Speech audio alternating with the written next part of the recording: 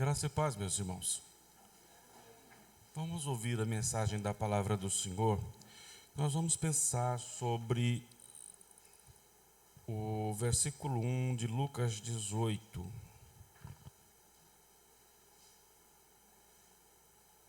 Vamos tirar desse primeiro verso o tema para a nossa meditação dessa noite. Lucas capítulo 18, verso 1.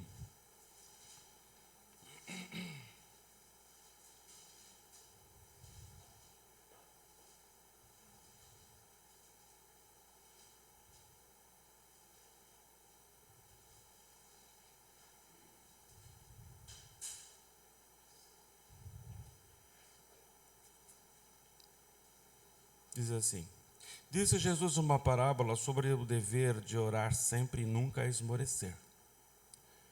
É uma nota editorial, na verdade. É uma explicação, é uma introdução de que Jesus vai contar uma parábola sobre o assunto. Mas vamos então ler a parábola do 2 a 8, mas a meditação, o tema vai ser sobre a oração no que está escrito nessa nota editorial de Lucas. Então a parábola é assim: havia em certa cidade um juiz que não temia a Deus, nem respeitava homem algum. Havia também naquela mesma cidade uma viúva que vinha ter com ele, dizendo: julga minha causa contra o meu adversário. Ele, por algum tempo, não a quis atender, mas depois diz consigo: bem que eu não temo a Deus, nem respeito a homem algum. Todavia, como esta viúva me importuna, julgarei a sua causa, para não suceder que, por fim, venha a molestar-me. Então disse o Senhor: considerai no que diz este juiz iníquo. Não fará Deus justiça aos seus escolhidos, que a ele clamam dia e noite, embora pareça demorado em defendê-los? Digo-vos que depressa lhes fará justiça. Contudo, quando vier o Filho do Homem, achará porventura fé na terra? A parábola é mais de ânimo, é mais de consolo,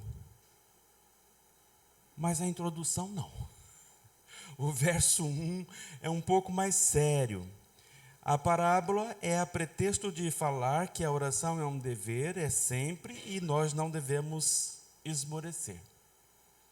Então, até para apresentar uma coisa que Jesus vai dizer, tem ensinamento a palavra. Aqui, nesse simples verso 1, né? Diz Jesus uma parábola. Se a gente não lê essa parábola, então, e qual que é a parábola? O objetivo era a parábola, né? A nota, isso aqui é uma nota editorial, uma nota introdutória. Mas eu quero pensar sobre oração, meus irmãos. O verso 1 diz que a oração é importante, é essencial, e ela fala várias coisas a respeito disso. E eu quero colocar esse peso que ela tem, essa importância. Peso quer dizer importância, mas no decorrer da mensagem.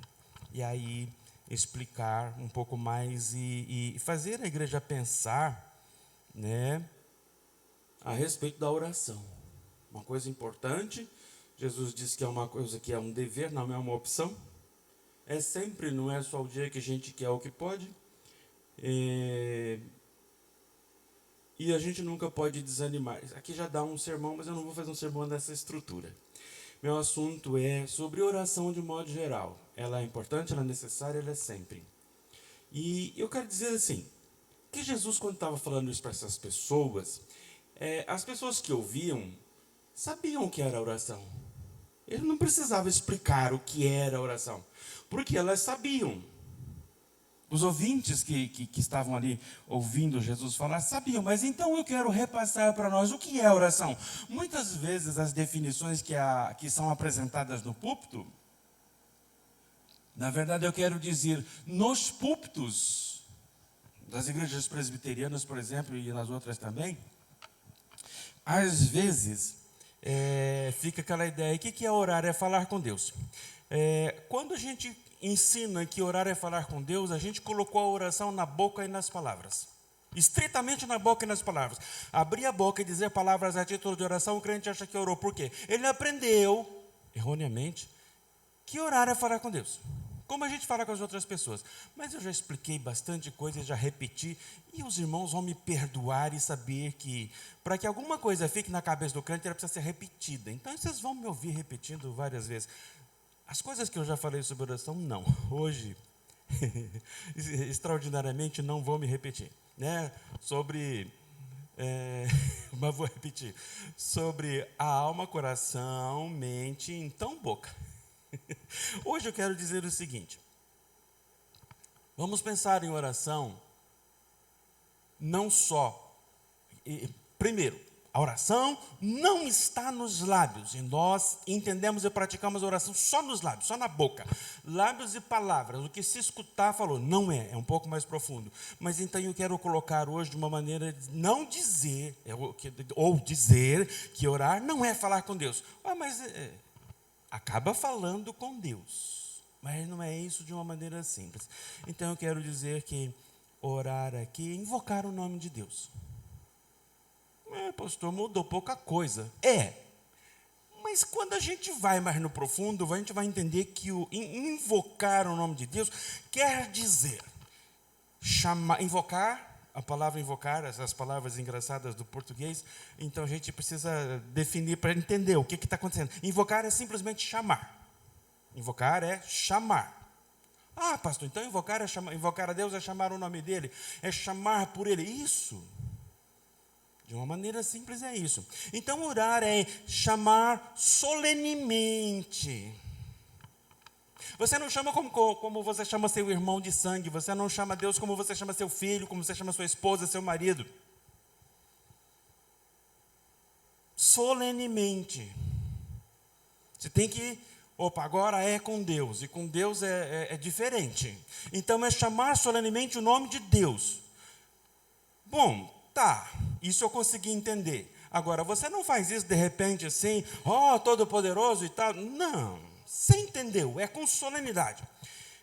Pastor, mas na hora da complicação, a gente tem que... a morte está na porta e agora, em 20 segundos, a morte vai me pegar. Eu vou solenemente? Não, aí nessa hora grita. Sério. Grita. O nome do Senhor, só basta. Eu já contei para os irmãos a história do dia que meu carro parou numa descida. Eu estava atravessando uma rodovia num trevo, e o carro estava com problema, e ele parou no meio da rodovia. E parou. E aí, pega lá, pega aqui, aperta, acelera, desacelera, a marcha está em ordem e tal, e vem um caminhão, e não dá tempo de descer do carro e deixar o caminhão e o carro se resolverem. A primeira patroa, gritou: Jesus! E o carro pulou para frente. Nessa hora, eu estou falando em situações que a morte não está, é em 20 segundos, 30 segundos, tá? Nós estamos falando numa situação normal da nossa vida. Quando nós não estamos na premência da morte ou da situação complicada, mas nós estamos no nosso dia a dia para cumprir o nosso dever de orar. Invoque solenemente o nome de Deus. Eu entendi o solenemente, né? Eu me posiciono diante do Senhor, e aí? Invoque solenemente o nome de Deus a fim de ter uma entrevista pessoal com seu Criador. Eu vou chamar entrevista porque entrevista é uma conversa também, né? Se eu falar para ter uma conversa com Deus, você fala, pastor, caiu na falar com Deus. Mas eu quero tirar essa ideia. Então invoque solenemente, chame solenemente o nome do Senhor para ter uma entrevista formal e santa com o seu Criador. É uma conversa séria, solene, santa. Cuidado com o que você fala. Deus é sublime demais. E eu e você somos pessoas toscas, grosseiras, pecadoras, fracas, falíveis, e podemos ofender o nosso Criador. Então tome cuidado. Isto é orar. Agora, inclui-se tudo aquilo que você sabe a respeito, né? A forma da oração, não vai entrar aqui hoje. Então, cuide disso. Orar, então, é chamar solenemente o nome de Deus. E veja, desde que o mundo é mundo, não era assim. A oração era uma entrevista pessoal, corpórea, presencial com Deus. Mais ou menos a hora do do chá da tarde, na hora que o calor do dia ameniza, o Gênesis fala que era na viração do dia. E viração do dia é isso. Mais ou menos a hora do chá da tarde, coisa de inglês, né? Deus aparecia lá: ó, Adão, vim aqui. No Éden. Ô, Eva, vim ver vocês. Era assim. E foi num desses dias que Deus descobriu que Adão havia pecado. Até então, a entrevista com Deus era pessoal, Deus vinha. Então, no capítulo 1, o universo foi criado. No 2, foi criado o homem no jardim e a mulher depois. No 3, teve um problema lá com uma cobra. O homem e a mulher se quebraram. E do 3 para o 4, tudo que é visível, tudo que foi criado materialmente por causa do homem foi amaldiçoado. Assunto que nós entendemos bem por causa da escola dominical recente. Mas, passado um tempo, ainda no capítulo 4, quando, depois da primeira geração, primeiro filho, segundo filho, o primeiro filho matou o segundo filho de Adão. Aí depois Adão e Eva tiveram um terceiro filho chamado Sete, que não é o número 7. 7 significa o substituto, o designado, o filho em lugar do filho bom que o filho mau matou. Mas eu estou te contando essa história por quê? Porque quando esse filho 7, ou chamado designado, ou substituto, vamos pensar assim, foi a sensação que Eva teve quando teve seu terceiro filho. Quando esse menino teve um filho, ele se chamou Enos. E no capítulo 4 está escrito assim: a Sete, ou para Sete, nasceu também um filho, ao qual pôs o nome de Enos. Sete chamou o filho de Enos. Ponto e vírgula. Daí se começou a invocar o nome do Senhor. A oração, como nós conhecemos, vem de Gênesis capítulo 4. Logo ali, depois da queda, primeiro filho, segundo filho, terceiro filho. No neto que Adão teve do terceiro filho, ficou claro que as manifestações graciosas de Deus, presenciais, um ser presencial em forma humana, de algum jeito, aparecia ali, entrava e conversava. Já não vinha mais, foi se afastando. Então, agora se invoca o nome de Deus. Agora se chama, desde então, a humanidade, quando quer orar, quando quer se dirigir a Deus, invoca solenemente o nome do Senhor e apresenta sua causa, seu louvor, suas ações de graças, suas súplicas, especialmente a sua confissão. São muitos assuntos que fazem parte da oração. Tudo aquilo que diz respeito a você e Deus. E, meus irmãos, a palavra de Deus deixa claro que Deus espera ser invocado. Deus espera que cada ser humano chame o seu nome. Vamos lembrar de um versículo muito conhecido e que faz tempo que não se escuta aqui na igreja, Jeremias 33:3. As memórias melhores, mais antigas, vão saber dizer de cor, só pela referência. Jeremias 33:3, se perguntar, já sai falando. Mas faz tempo que a gente não cita e eu não escuto também ninguém falar. Vamos falar todo mundo junto? Deus avisando aqui, mandando, falando, invoca meu nome. E invoca meu nome é o quê? Ora. Vamos ler todos juntos? Invoca-me e te responderei, anunciar-te-ei coisas grandes e ocultas que não sabes. Deus fala, me chame solenemente, ore a mim, e eu vou descortinar muitas coisas para você. O Salmo 25 diz que a intimidade do Senhor é para os que o buscam verdadeiramente. Tem coisa, né? Para quem encontra. Então, A oração, primeiro, é um privilégio, mas ela é uma ordem do Todo-Poderoso, ela é uma ordem do Criador. O Criador nos criou para que nós nos voltássemos para Ele. Ele nos criou para que nós mantivéssemos relacionamento com Ele. Não era assim, imagina a cena aqui, o Criador me cria, eu olho, vejo, tá bom, Criador, fui criado, tá, existo, então tá bom, gostei da ideia, tchau, vou cuidar da minha vida, já que eu sou criatura. Não, pode cuidar da vida daquilo que você ganhou do Criador, um planeta inteiro, mas é para sempre estar de volta para Ele. É para não esquecer-se dele. Quando estiver de costas eu quero dizer, cuidando do resto das 24 horas do seu dia, não esqueça. Sinta e não esqueça do Criador. Lembre-se de agradá-lo em tudo que faz. Mas também volte-se para invocá-lo. Então é isso. Deus espera que nós invoquemos. É uma necessidade. Agora vamos falar no detalhe. Eu não vou explicar profundamente, mas vou dizer. Quando você invocar o nome de Deus, é certo que você precisa crer com fé na existência dele. Você não vai testá-lo, né? Eu estou pensando em Hebreus capítulo 11, verso 6. Aqui está uma coisa que precisa ser colocada um dia, especialmente para a gente entender o que é essa história de fé. Tem uns mistérios da fé aqui, que não é o assunto de hoje. Quando você vai buscar a Deus, lembre-se dessa palavra. De fato, sem fé é impossível agradar a Deus. Natural. Porque é necessário que aquele que se aproxima de Deus, pela primeira vez, passa a manter relacionamento, ou então, quando vai orar e invocar solenemente o nome do Senhor, né? Aquele que se aproxima de Deus, creia que Ele existe e que se torna galardoador dos que o buscam. Então, também, eu não oro ao vento, eu não oro no teste, eu oro com certeza.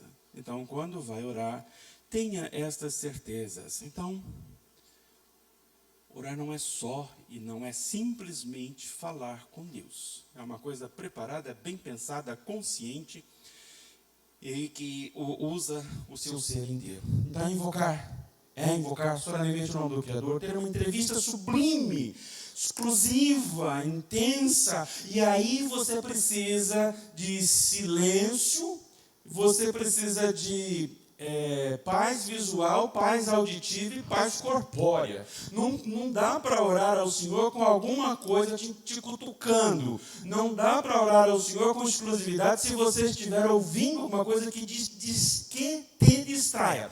Não dá para fazer isso se você estiver vendo alguma coisa, algum movimento, ou algo que também chame sua atenção e você passe a contemplá-la. Aquele momento você retira a atenção do mundo ao redor de si mesmo, tira a atenção do mundo ao redor de si mesmo e volta ela para o Senhor, com exclusividade. Sabe aquele dia que, não sei porquê, mas seu pensamento está voando mais que, sei lá, os passarinhos. Eu não sei que passarinho que voa muito e que voeja rápido, né? As pombas que vai lá comer as comidas do gato. A hora que eu chego perto, ela faz um barulho, sai correndo voando. Voa mais do que a pomba quando está roubando a comida do gato. E você, mas eu preciso orar.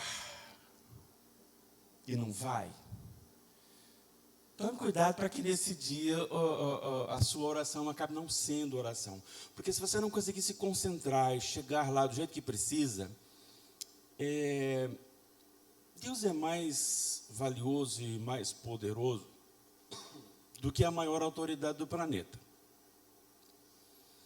Se você não tiver dedicação exclusiva e intensa nesse momento, acho difícil que você possa considerar uma oração. Então, cuide disso. Por isso você encontra, por exemplo, quando a comitiva que foi buscar a esposa para o Isaac,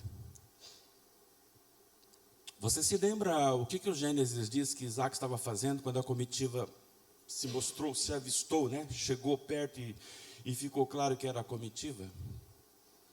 Foi lá, arrumou uma prima dele lá, para ser a esposa dele, né? O Abraão mandou, o empregado trouxe uma comitiva com bastante dinheiro, tal, trouxe. O que o Isaac estava se preparando para fazer quando ele viu a comitiva trazendo a noiva dele. O Gênesis diz que ele estava saindo da tenda com a intenção de sair para o campo a fim de orar. Então, a hora que você for ler a história, eu espero que você vá, né? Quando você for ler Gênesis de novo, quando você for ler a história do Isaac, você vai perceber esse detalhe curioso. Quando a gente lê rápido, a gente não percebe. Mas quando a gente lê eu queria entender mais a Bíblia sobre oração, você vê esse rapaz. Aí você fala assim, então está aí o segredo. Ele foi para o campo, achar uma árvore bonita para orar, então tem que orar para uma árvore. Ele foi para o campo, ele tem que orar no pasto, sei lá no quê. Jesus também ia para isso. Aí você fala, então está certo, descobri o lugar certo, santo, sagrado, poderoso, para eu conseguir orar e ser atendido, para eu conseguir orar. É um monte, né? A moda no século XX para cá é o monte, né? É o campo, e agora também não precisa ser monte. Monte é uma montanha, uma colina, não precisa ser monte, pode ser plano, mas sendo mato, os crentes pentecostais chamam de monte. Não, meus irmãos. Mas você acabou de ler, pastor, que o Isaac saiu para o campo para orar. Não, meus irmãos, entendam. Eu não acabei de falar agora que o que conta aqui é a exclusividade da sua atenção. Seu corpo, alma, espírito e tudo que tem dentro dele, sua consciência, sua mente, suas emoções, seu corpo, o controle do seu corpo, as sensações do seu corpo, tudo, a sua atenção natural, a sua atenção espiritual, o seu sentimento, tudo tem que estar centrado nisso. Então, por que o Isaac foi? Ele saiu do burburinho da tenda dele, dos cabritos balindo aqui, da vaca mugindo ali, de empregado, pega lá, pega aqui, vai, bate o negócio, ou está preparando a comida. Acampamento é assim, gente. É tudo perto. E eles moravam em acampamento, eles eram homens de tendas. Nesse tempo eram. Então, se ele falava, preciso orar, e ele era crente, bom, não fala muito dele, né? Mas ele era. Então, ele disse, eu vou orar agora, porque o Todo-Poderoso manda que eu ore. Todo ser humano crente, piedoso, buscará o Senhor, orará ao Senhor. Existe uma expressão dessa, semelhante a isso que eu acabei de falar na Bíblia. E então, o que eu faço? Me retiro do movimento das pessoas.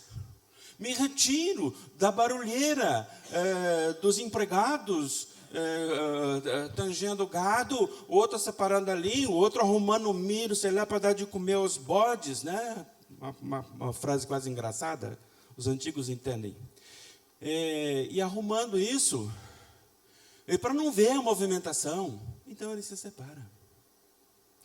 Mas então, pastor, você questionando a mim, eu poderia dizer, mas é Jesus. Mesmíssima razão. Onde ele parasse, o povo vinha. Na cidade, onde ele entrasse, o povo vinha. Por fim, quando ele estava no campo, o povo ia.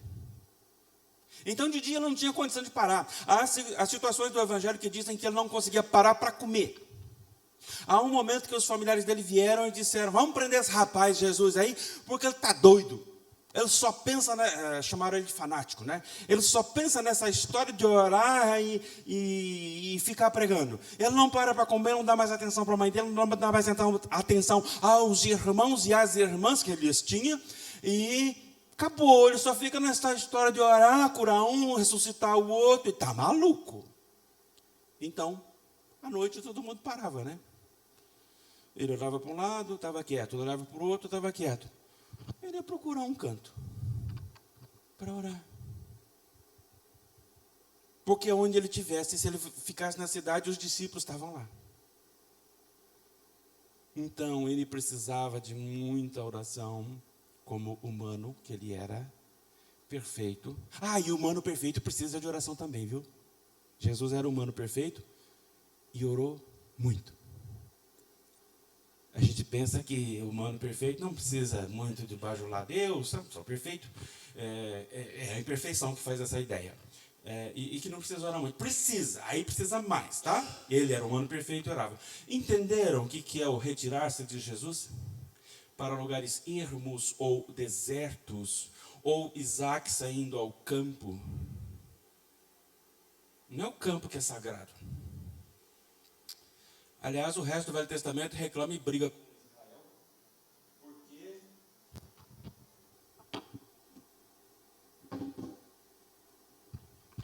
Porque voltou. Se precisar, você me empresta, viu, Moisés? O combinado aqui, um dele é o meu. Mas fica os dois prontos, porque se precisar, está aqui.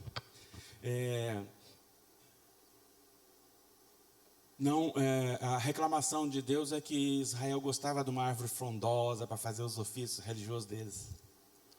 E Deus falou, gente, vocês estão sacralizando a árvore, para. E o povo gostava dos montes. No Velho Testamento, não fala monte, fala altos. O que são altos? Colinas. Então o povo gostava de subir numa colina para fazer um ofício religioso. Fosse para Deus, fosse para Baal. Para os dois. E Deus encrencou com eles e disse, para. Quando você lê o Velho Testamento, você vai ver lá os altos, não se tiraram os altos. E a árvore frondosa, quando Deus reclama através do profeta contra o povo, ele reclama dessa história das árvores frondosas. Então, meus irmãos, tomem muito cuidado. Árvore frondosa, monte, colina, até mato. A Bíblia é contra. Se você conseguisse separar do barulho, do incômodo corporal, do incômodo visual, do incômodo auditivo, para conseguir se dedicar a Deus na tua oração particular, dentro de casa, é ali. Mas orar de noite, madrugada, sim, só se precisar muito. Não tem hora certa para orar não, viu? Tem tempo de oração. Coisa que a gente não anda fazendo muito. Então, meus irmãos, nós precisamos desejar coisas. Nós precisamos ter a nossa alma cheia de vontade. E agora temos orientação, procurar e invocar o nome do Senhor e estar com Ele. Agora, verifica se a tua alma tem essa vontade, se o teu coração tem essa vontade. Do jeito que diz lá no Salmo, como suspira a corça pelas correntes das águas, um animal selvagem, que está na hora da sede, e ele precisa muito da água, o corpo dele todinho suspira pelas correntes para beber água fresca, necessita. Assim, por ti, ó Deus, suspira a minha alma. Tua alma suspira por Deus? Verifica, aprende, acorda a alma vai estar dormindo. Literalmente isso é verdade. Então, vá ao Senhor, apresente-se a Ele com seu choro, com sua alegria, com sua ação de graças, com sua vontade de exaltar o nome dEle, mas apresente-se, vá ao Senhor, do jeito que você precisa, do jeito que você deve, porque o Senhor está esperando. Ele não é um coitadinho, não, tadinho de Deus, ele precisa de mim. Não. Mas ele te deu o privilégio de te criar para que você se relacionasse com ele. Então, exerça o privilégio. Tá? Tipos de oração agora. Vamos conversar um pouco mais sobre tipos de oração. É difícil falar sobre tipo de oração, porque oração é oração. O que muda é o ambiente e a companhia. O que eu expliquei até agora serve para acompanhado e sozinho. Mas a Bíblia mostra algumas circunstâncias em que há mais companhia e há menos companhia. Jesus ensinou a oração em secreto. Mateus capítulo 6, verso 6. Ele está mostrando que aquilo que a maioria das pessoas praticavam na religião verdadeira daqueles dias era errado. Então, as pessoas, ele está ensinando assim, olha, a maioria das pessoas fazem os seus ofícios religiosos, suas ações religiosas, suas orações aos berros, para que as pessoas escutem.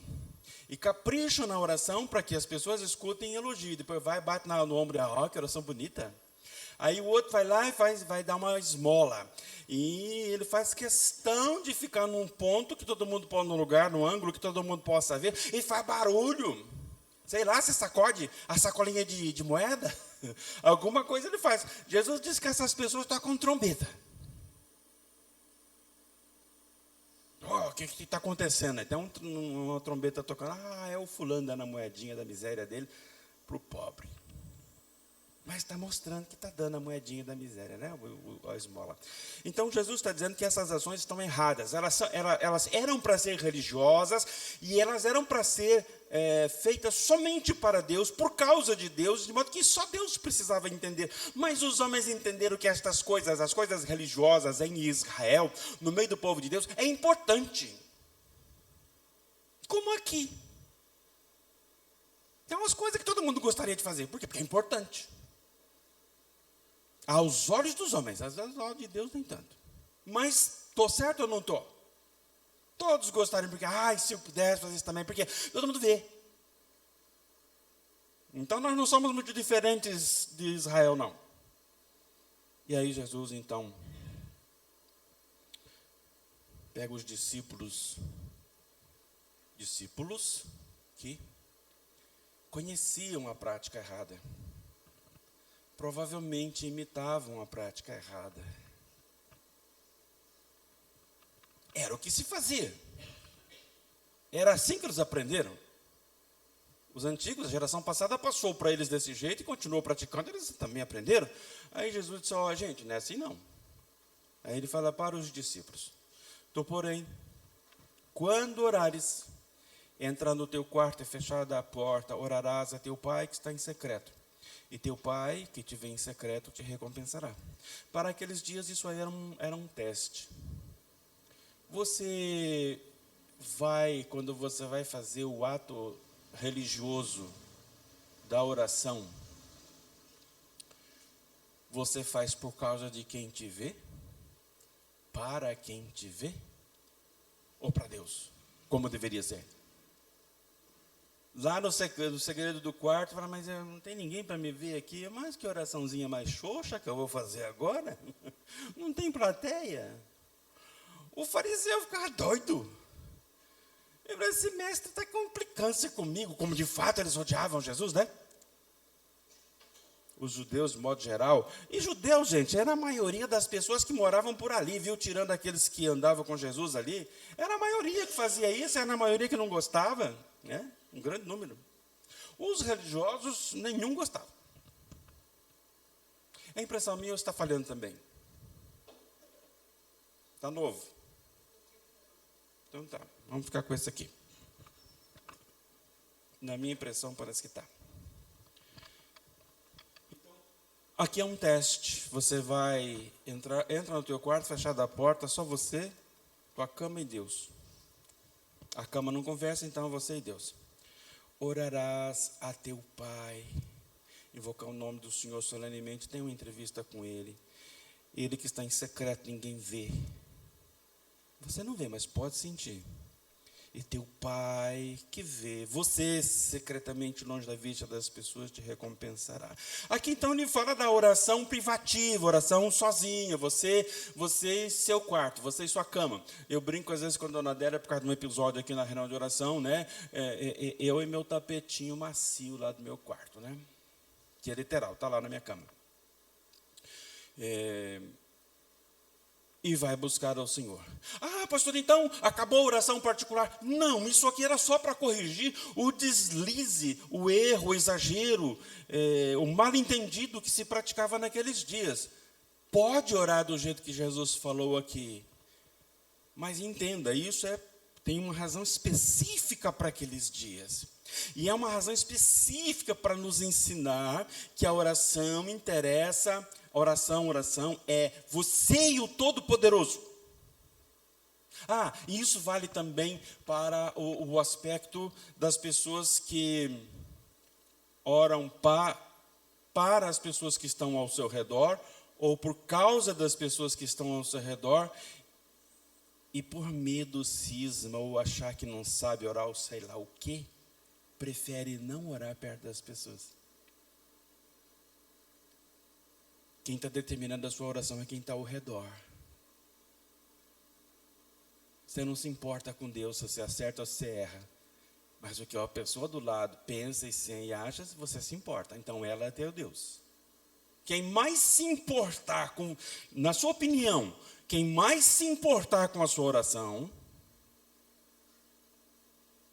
no que você diz e atinja ela de um modo que você acha que é legal, ou a tua cisma, essa pessoa perante a qual você se sente constrangido, ou você se sente bem demais e para você ela importa, ela é teu Deus nesse momento.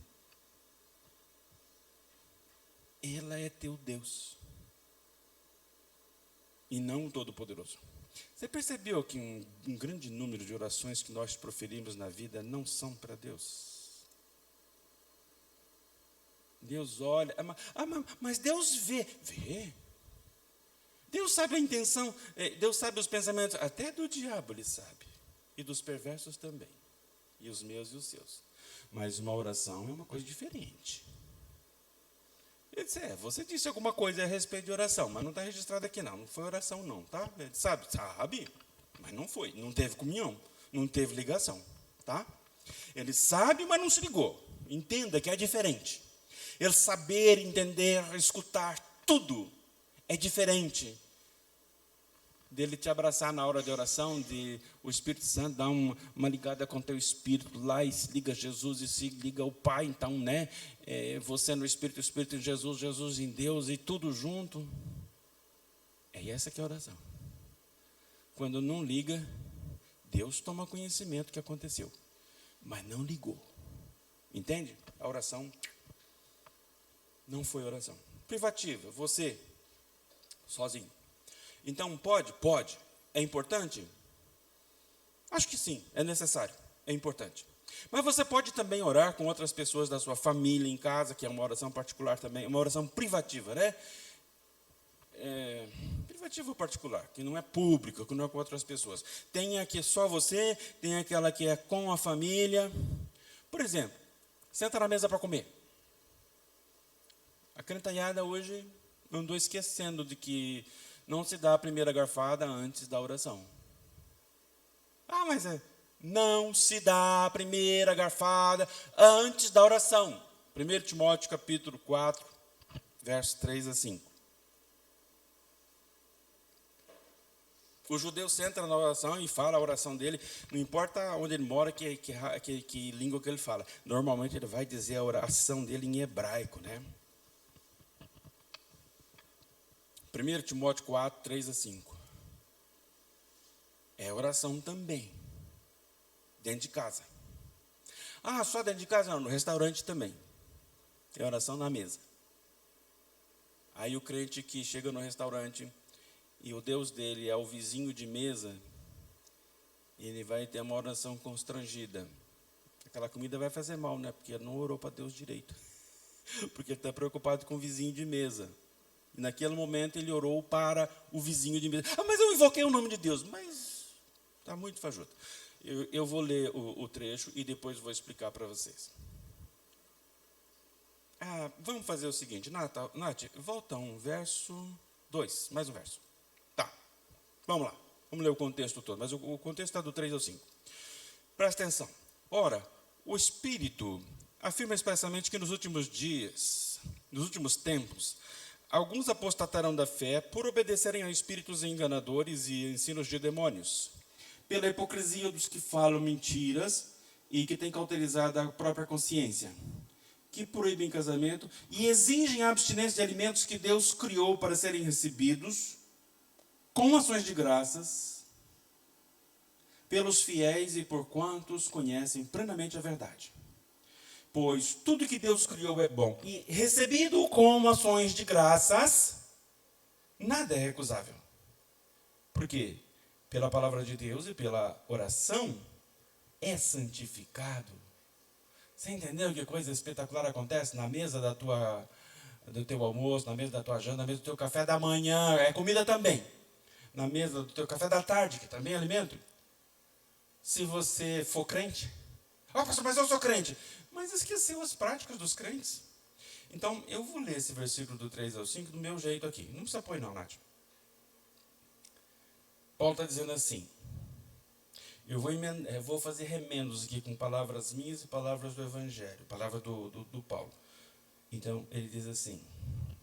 Está certo o que eu vou falar aqui. Só que não está na forma como ele falou. Então, ele disse. Todos os alimentos que Deus criou devem ser recebidos com ações de graças. Todos os alimentos que estiverem preparados, Deus criou. Você preparou com a graça, a mão, a sabedoria que Deus te deu? Então ele deve ser recebido, deve ser comido. Primeiro recebido porque tem, dá. Quando entra, receba. E recebido também ao comer, aqui especificamente ao comer, com ações de graça, com gratidão. Dar graças.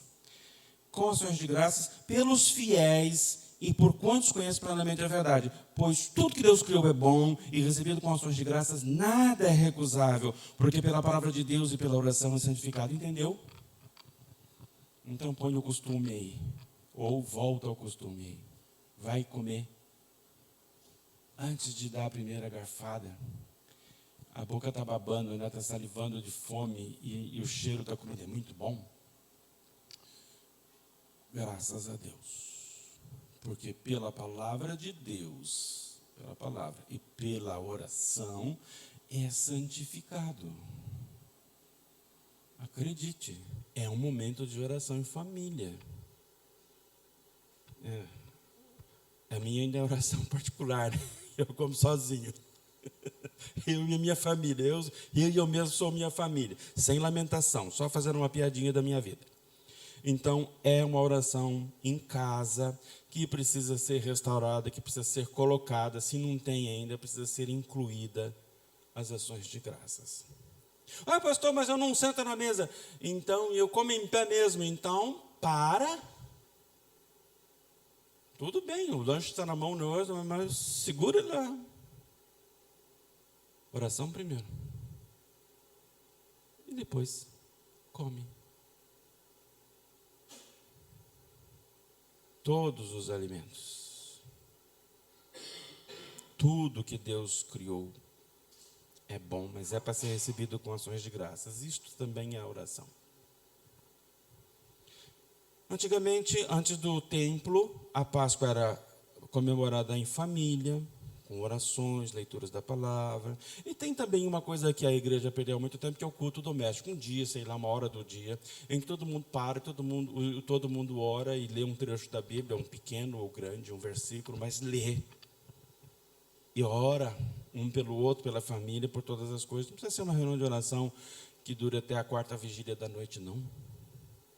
Que começa às 9 da noite e termina às 4 da manhã. Não, não precisa ser essa, não. Mas que seja. Põe Deus entre os maridos, os cônjuges e as esposas. Põe Deus entre os pais e os filhos. Põe Deus no meio da família. E há outros exemplos, meus irmãos. Há outras circunstâncias. A oração com amigos. Pastor, mas essa a gente não conhece, não. A oração com pessoas mais íntimas que não são da família. Pode, de preferência, irmão. Mas não precisa ser irmão da igreja, mas pode ser. Pessoas íntimas que você pode, com regularidade ou quando encontrar. E são todos crentes.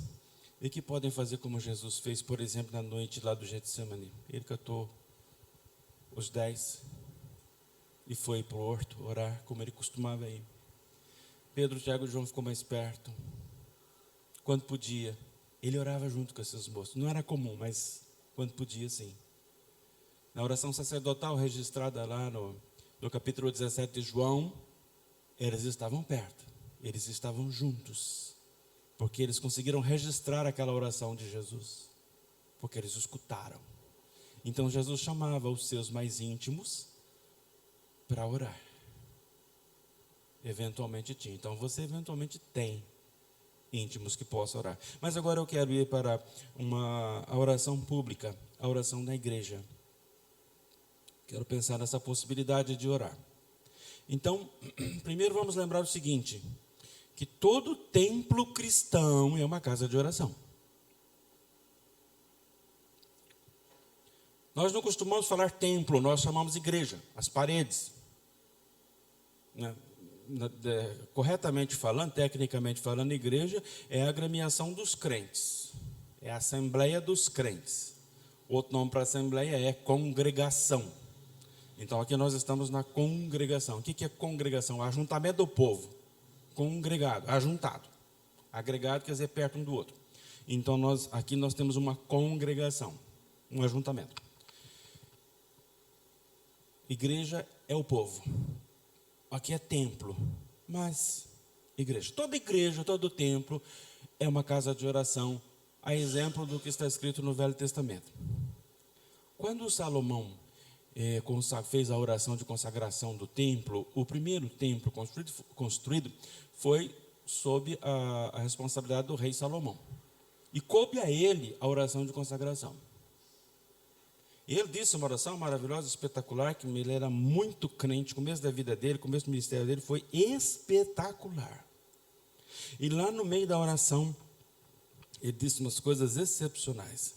E teve uma hora que ele disse assim, ele estava orando para Deus e falando, Deus, a respeito da importância deste templo, desta igrejona lá em Jerusalém, a primeira que construiu, maravilhosa, espetacular, linda, que honrava a dignidade do Deus Criador, o Deus de Israel. Então tem uma certa hora que ele fala assim, ele está falando assim, Senhor, se acontecer que o povo que frequenta essa igrejona aqui, que vem de tempo em tempo nas festas, que é toda a nação, se esse povo desandar na fé e começar a desobedecer o Senhor e fizer a coisa errada, e o Senhor ficar bravo com esse povo, porque eu sei que o Senhor castiga, ele fala que castiga. Aí tem uma hora que ele fala assim, mas o povo então vai vir a esta casa, a este templo. E nessa altura ele fala assim, ouve pois a súplica do teu servo e do teu povo Israel, quando orarem neste lugar. Ouve no céu, lugar da tua habitação, ouve e perdoa. Então ele marcou como rei de todo o povo, ele estava representando todo o povo e disse, Senhor, este lugar é consagrado como um lugar especial, excepcional, sublime para a oração. Quando se fizer oração aqui, Senhor, que o Senhor responda, que o Senhor perdoe, que o Senhor faça as coisas boas. Era uma casa de oração. Aí quando você vai lá, tempos depois, você esbarra com o profeta Isaías, e o Senhor falando da casa dele, e ele confirma essas palavras do Salomão, e Deus fala assim, a minha casa será chamada casa de oração para todos os povos. Então, meus irmãos, este lugar é uma casa de oração. Este lugar, por isso, templos cristãos, por exemplo, dos católicos, ficam abertos, eventualmente, em lugares maiores, ficam abertos o dia inteiro. Por quê? Para que o católico cristão possa entrar lá, e todo banco tem seu genuflexório, é o lugar para pôr o joelho para orar, né? Para dizer sua oração. Qualquer hora do dia. Mas nós não temos esse hábito, né? Até a reunião de oração que a gente tinha, a gente cortou. Nós, os presbiterianos. Mas está lá para isso. Então a igreja é um lugar de oração. Primeiro, fique certo disso, que é um lugar que nós devemos nos encontrar para a oração. E aí entra um outro. Agora eu quero falar sobre nesse tema de orar na igreja. Eu tenho insistido com os irmãos quando nós paramos uns minutos para orar na quarta-feira, e na oração, no encontro de oração da sexta, a última sexta do ano, né, presbítero? Última sexta do ano, do mês. Última sexta do mês nós nos encontramos só para orar. E aí eu tenho insistido com os irmãos assim, não ore sozinho. Às vezes assim, uma primeira oração em que você vai fazer sua confissão, ore sozinho. Conte toda a sua miséria, toda a sua porcaria para Deus, sem o constrangimento e para não envergonhar o irmão de ouvir a sua confissão. Ainda que Tiago diz que é bom fazer, porque tem umas outras situações que confessa com o irmão, cura. Não é o assunto, mas está lá. Então eu tenho dito que haja uma pessoa ao seu lado ouvindo sua oração, enquanto você estiver dizendo-a verbalmente, audivelmente, você a diga do jeito que você faz certinho e que outro crente esteja do seu lado para concordar com o seu amém. Os irmãos se lembram que eu tenho insistido com isso, eventualmente eu tenho falado. De onde vem essa gracinha do pastor Donizete? Mateus capítulo 18, verso 19. Gracinha é porque às vezes a gente não está acostumado com esse assunto, aí eu estou enfatizando que às vezes pode ser uma coisa que não está na nossa consciência.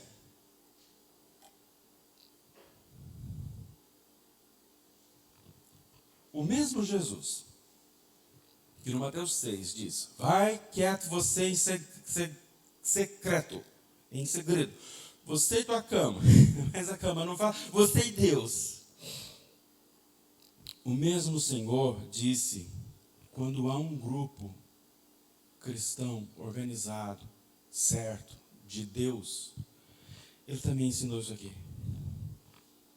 Em verdade também vos digo que, se dois dentre vós, sobre a terra, concordarem a respeito de qualquer coisa que, porventura, pedirem, em oração, a palavra, o verbo pedir, o verbo orar, no Novo Testamento, no grego, é exatamente a mesma palavra.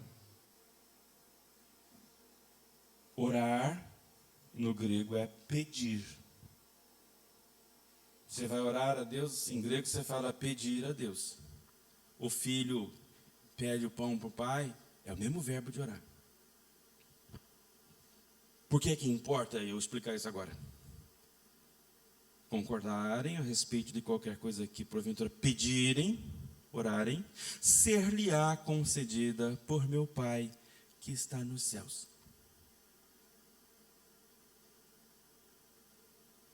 A primeira pessoa que eu escutei falar da oração da concordância foi a bispa Sônia Hernandes. A hora que ela falou, que história é essa de oração da concordância?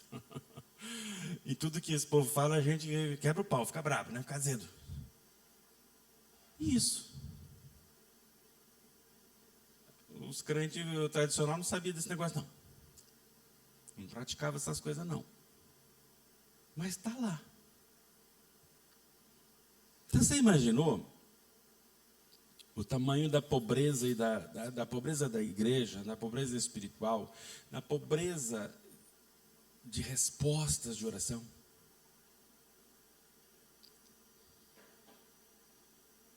Quanto mais poderia vir em resposta da parte de Deus, se houvesse dois dentre vós, dois dentre nós, sobre a terra, onde andam os comedores de feijão, o vivente, como diz o sulista, dois sobre a terra, concordarem.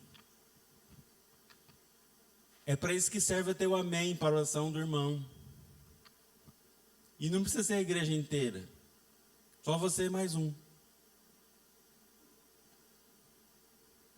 Se a oração for certa, verdadeira, ligou tudo. Você é o Espírito é Cristo, Cristo é o Pai. Ligou certinho? Beleza. E que tenha mais um, né? Na mesma ligação, em comunhão. Você em comunhão com o irmão, você é o Espírito, Jesus e Deus. O Espírito também te liga aqui. Mas o Espírito liga o irmão a Jesus, Jesus ao... o irmão ao Espírito, o Espírito a Cristo, Cristo ao Pai. Então a ligação está lá, o circuito está completo. E ele pode dizer com toda solenidade, verdade, espiritualidade e fé, amém. Que significa eu concordo. Que significa é verdade. Que significa, por decorrência, eu me empenho nisso também. Aí alguém pode falar, tá bom, pastor, eu entendo isso, a gente sabe dessas coisas. Eu até creio nessas coisas. Crê nada. Pastor, crê nada. Quando os crentes se juntam para orar, cadê a igreja? Aliás, vou repetir o presbítero Moisés, né? Nós não estamos reunidos para orar não, mas cadê a igreja? Está metade dela aqui só. Então tem alguma coisa errada com os crentes de hoje ou com essa igreja? Eu não sei. Só sei que tem. Não é só a nossa igreja que reclama disso. Então, meus irmãos, nós precisamos acreditar nessas coisas como verdade e não nos perdermos no entendimento. Eles falam, pastor, que interessante, agora eu entendi, né? Por que esse tarde reunião de oração? Os crentes antigos faziam reunião de oração, e tem que ficar perto ali, né? Aí você fala, e a ideia? Você tem que calar a boca enquanto o irmão ora. Oh, mas que é isso? Você tem que escutar, entender, se empenhar na concentração, você e Deus, você e ele juntos na presença de Deus, para então, se ele não disser besteira, você, amém. Aí o irmão terminou, agora o irmão cala a boca. Não é cala a boca num sentido pesado, é no sentido, silêncio agora, e o outro vai dizer a oração. Invocar solenemente o nome do Senhor com corpo, alma e espírito, etc, etc, etc. E o outro, então, empenhado e dando peso e importância àquela oração, não amém, vazio. Em certa altura da oração, todo mundo tem que dizer amém, então lá também vou eu dizer meu amém, né? Não. É empenhado, então, dando importância, quer dizer, eu concordo, Senhor. O Senhor disse que é assim que funciona. Mas hoje, atualmente, nós não acreditamos muito na oração, não. Nós, quero dizer, como igreja. A igreja do presente tempo não está bem representada no quesito oração. Em muitas coisas, várias coisas, a igreja não está muito bem representada, né? A oração é um dos principais. Então, tem um encontro de oração? Tem um encontro de oração. Mas oração é um negócio maçante. Uai! Então não é com Deus, não? Demorada, não sei. Meus irmãos, vocês entendem como o nosso coração não está convertido ao Senhor? Entendem como nossa alma está meio amortecida, para não dizer logo morta, mas vamos deixar numa amortecida. Amortecida é um estado semelhante à morte, mas não morto, né? Então, não foi afirmação categórica. E somos seres bastante insensíveis ao Espírito Santo, que possibilita todas estas coisas. E de onde eu posso concluir isso? Pela estatística. Pela contagem simples. Ninguém precisa dizer muita coisa. Eu faço questão de registrar aqui como um tom de admoestação. Como um tom de uma oportunidade de chamar a atenção para isso. Uma das coisas que nós perdemos é a oração. Nós temos várias oportunidades de nos reunirmos para orar e também para buscar a Deus e a palavra dele. E nós vamos desprezando isso. E a igreja vai enfraquecendo com isso. Porque a nossa brasa vai apagando. Porque a nossa fé, se tinha, caiu. Em vez do fogo, ficou a brasa, e a brasa vai também caminhando para o carvão. Quando na verdade não é uma coisa que apaga, né? É só a gente praticar que o fogo acende, o fogo da fé genuína, verdadeira. E é uma coisa que nós precisamos acertar. Isso vai fazer muita falta para breve, no futuro. Os dias são esquisitos, gente. Quem tem oportunidade, prepare-se, previna-se. Então, nós precisamos ajustar isso, né? Nós precisamos encontrar isso na nossa vida. Porque está meio perdido lá, né? Tem muitas coisas que estão perdidas na nossa vida. Muitas coisas que não estão integrados. Não estão todos no lugar certo. Nosso ser espiritual, nosso ser corpo, alma e espírito não está bem integrado. Nossa fé não está no ponto que estava. A nossa situação, nosso lugar na igreja também não está integrado. Nosso genérico, né? Muitos. Então nós precisamos acertar isso. Quando a gente fala desses assuntos, a gente fala assim... a igreja primitiva, aquela igreja dos apóstolos, aquela igreja de Pedro, João, Tiago, aqueles meninos que ficam lá em Jerusalém. Aquela oração, aquela igreja era batuta, né? Você encontra aquela igreja nos Atos dos Apóstolos e você encontra relatos assim. Quando ali entraram, subiram para o cenáculo, onde se reuniam Pedro, João, Tiago, André, Filipe, Tomé, Bartolomeu, Mateus, Tiago, filho de Alfeu, Simão Zelote e Judas, filho de Tiago. Todos estes perseveravam unânimes em oração. Perseveravam, continuavam, unânimes, todos juntos. Tudo no mesmo sentido da oração. Com as mulheres. Eu vou ler outros textos, você acha Atos 2:42. Perdão, 2:46. Mas o 42 diz assim: e perseveravam na doutrina dos apóstolos e na comunhão, e no partir do pão, e nas orações. Aí você encontra lá, no mesmo período, o 2:46. Diariamente, não era uma vez na semana não, nem duas. Diariamente, perseveravam, unânimes, todos juntos, no mesmo sentido, na mesma fé, na mesma oração, na mesma súplica, no templo, não era nem em casa.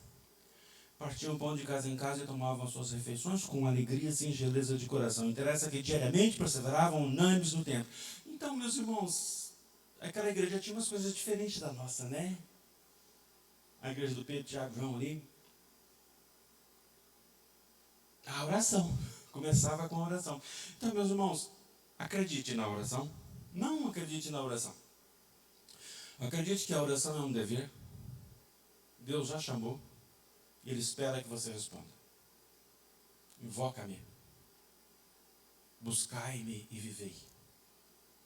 Buscar-me-eis e me achareis. Buscar a Deus enquanto você pode achar. Então, busque. Ele espera. Busque certo. É dever, não é opção. Sempre. Não é de vez em quando. E nunca esmoreça. Quando esmorecer, preste atenção. Quando você está com febre, você busca remédio. Se a febre não passar e a dor continuar, você busca médico. E aí você vai descobrir o que era, às vezes descobre, às vezes não, mas vai ter assistência. E no mais das vezes, você é assistido, atendido e sara. Quando você sentir que o ânimo para a oração diminuiu, tenha certeza que você está com febre e com dor. E tem uma doença incapacitante na tua alma que está tentando matar tua alma. Porque ela vai fazer você parar de respirar espiritualmente. Ela vai fazer você se separar da fonte da vida. Você vai parar de orar. E vai ser aquele fracasso espiritual, aquela inutilidade. Então, quando você se sentir desanimado, é sua alma mal. Corre atrás, se vira, pula, pede ajuda, dá um jeito. Quando o sintoma da oração da igreja está como está presentemente, né? A liderança observa, os mais frequentes observam, os mais antigos lamentam. Muito justamente, muito coerentemente. Quando isso acontece, significa que muitos, o sintoma já foi. A falta de vontade, o desânimo, né? Sem nunca esmorecer, perderam o ânimo, adoeceram e se entregaram. Então a alma está como? A alma está como um corpo nas últimas horas de vida, nos últimos dias de vida, inerte, bem cadavérico, bem magriço, bem incapacitado, na cama, só não morreu ainda, espiritualmente. Ânimo, força da alma. Esmorecer, desanimar, a alma perde a força. Quando você tem vontade de parar de orar, o câncer pegou tua alma. Incapacitante. Suga. Então, tome providências. procure o soro espiritual, procure o remédio espiritual, procure aquilo que seja importante para acordar, para revitalizar, porque para isso tem jeito. Para esse da alma tem. E a igreja precisa. Então por isso é importante.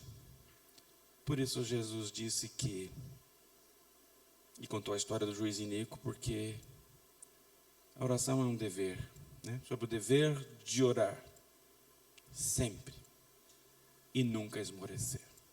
Que Deus abençoe você, para que você, despertado e ativo, abençoe a igreja. E que Deus nos abençoe. Amém. Oremos, meus irmãos. Nosso Deus, nós damos graças por essa oportunidade que nós tivemos, estamos tendo ainda, Senhor, de na Tua presença, na companhia dos irmãos, podemos Te buscar, podemos ouvir Tua palavra. Nós damos graças pela Tua mensagem a respeito da oração.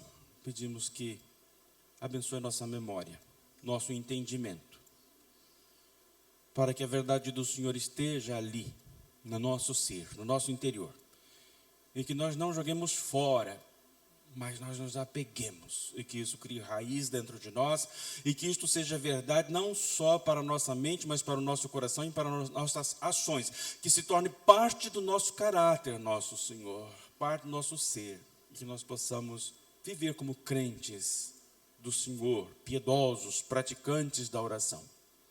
Ajuda a nossa vida. Nós rogamos, Deus, que o Senhor, Deus de bondade e misericórdia, guie Tua igreja, Senhor, em todo o tempo. Conduza Teu povo, Pai, especialmente nas necessidades de cada um. E nós, na Tua presença, como estamos, também queremos pedir a Ti, em favor dos que precisam da Tua graça, Senhor. Nós pedimos, Deus, pelo Samuel, do Davi, do Daniel, o neném, que o Senhor abençoe a saúde dele, que está delicada, Pai, os pulmões. Nós pedimos, Deus, pelo presbítero Moisés, pela sua saúde, pela família, pelo sogro, pelas dificuldades que tem da saúde, os cuidados. Nós rogamos que o Senhor os ajude a ajudar, Pai. Dona Lourdes e seu Euclides. Pedimos pela Cecília, Senhor, o neném que nasceu doente, pela Adriana, na sua enfermidade autoimune. Pedimos a conversão do Mateus. Pedimos saúde e graça para o Pedro. Pedimos, Deus eterno, pela família Juliari, pela família do irmão Paulo, pelos seus irmãos, na sua saúde, na condição espiritual. Pedimos pela saúde do Paulo, pela força da irmã Genuína, que o Senhor cuide desse casal para levarem adiante, Senhor Deus, os cuidados e o zelo com sua família. Que o Senhor guarde a casa dos Teus servos. Deus bendito, damos graças pela melhora da Dona Abadia. Rogamos que o Senhor esteja com ela ali, com o seu Edmar, cuidando também da Tamires, que agora mora em outro país, lá para a Europa. Nós rogamos que o Senhor cuide dela ali, Pai. Pedimos pela Dona Lourdes, que o Senhor cuide dela todos os dias. Pedimos pelo filho dela, que precisa de providências especiais com respeito à sua saúde. Ainda, Senhor, colocamos nas Tuas mãos a vida do seu Gersino. Pedimos saúde para ele, graça para ele, força para ele. Também pedimos bondade do Senhor para sustentar a vida da Lu, da Dona Deacira, do Everson. Cuida desta família, meu Senhor. Pedimos pela Dona Adélia, Senhor, pela saúde dela e pelos seus familiares todos, Deus, que são preocupação no coração dela. Pelos filhos, especialmente. Pelo reencaminhamento dos filhos, dos netos. Que o Senhor os ajude. Pedimos, Deus bendito, pelo seu Sebastião, pela família da Nath, pelo pai, pelos tios. Que o Senhor, Deus de graça e misericórdia, abençoe estas vidas, Pai. Pedimos pela Rosângela, do pastor Geraldo, que está se recuperando de uma cirurgia muito grande, Deus. Que o Senhor esteja com ela ali naquela UTI ainda, Pai. Que o Senhor seja bondoso, Pai, com os Teus servos. Pedimos pela Nelly e o marido, que são sobrinhos do seu Carlitos, que estão com câncer, Pai. O casal com câncer, marido e esposa. Que o Senhor se apiede destas vidas. Nós colocamos estas e todos os necessitados, atribulados, enfermos, que as famílias, nós rogamos que o Senhor os ajude. Que o Senhor ajude o Teu servo também, que ora nesse instante. Que a Tua misericórdia, a Tua bondade me cubra, Pai, todos os dias, com graça e misericórdia. E eu peço, Deus, que o Teu povo, esta igreja, seja abençoada. assim eu coloco nas tuas mãos, pedindo que o Senhor guie a nossa vida para casa. Abençoa com segurança, especialmente os irmãos que vão para casa, tem que pegar a estrada ainda. Permite, Deus, que cheguem bem, com alegria no coração. Assim nós damos graças, no nome do teu Filho, Senhor Jesus Cristo. Amém.